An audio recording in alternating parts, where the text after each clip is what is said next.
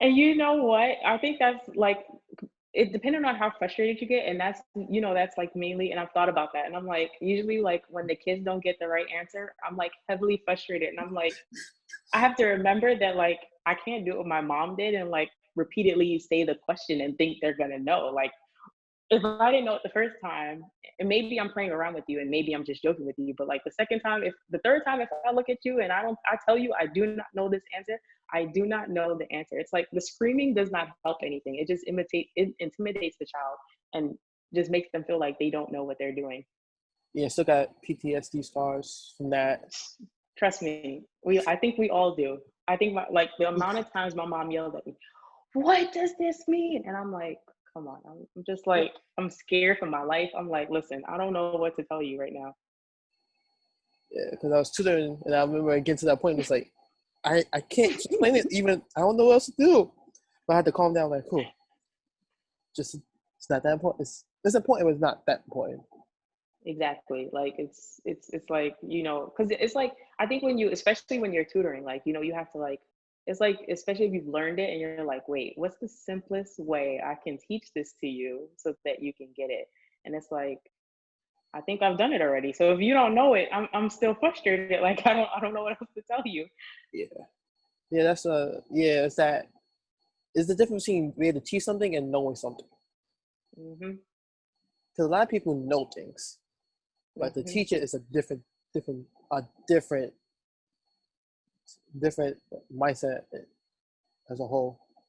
Yeah, I definitely agree. I mean, like, which is, I mean, I'm like going through my grad school program and stuff like that. And it's like this difference between like knowing and understanding. Like, you can know something, but the fact that you understand it means that you can apply it to a bunch of situations. So if you can't apply it to a bunch of situations, there's no way that you can teach it, because it's like, well, I can teach you the basics and fundamentals, like, yeah, 1 + 1 = 2, but like, what am I doing past that? Like, how can I give you this and teach it to you so that you're able to use it in your daily life, right? And it's Hmm. like, if you don't have that understanding part down, you ain't gonna be able to teach nothing. Yeah, that's why I'm just like, I'm like, I need help. I need an expert. Teach me to me real quick.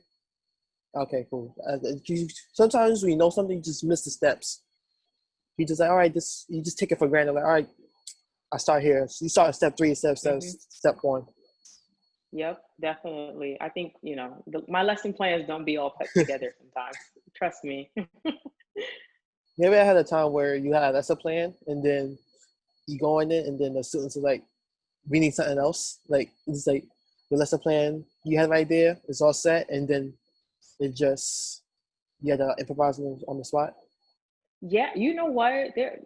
Being a first year teacher is really difficult because it's like you don't, and especially since like I feel like if I shadowed someone in the beginning, it would have been better. Like at least a week of like what it looked like to do this and to do that.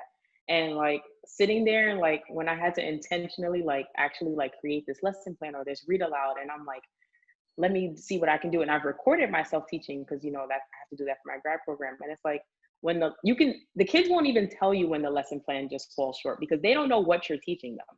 They're not aware of anything. They just think you're reading to them, but they're actually learning life lessons. So like you can feel the failure all in your body. And it's like, especially if I come to that question and I'm like say for instance, if I was reading Little Red Riding Hood and I'm like, what?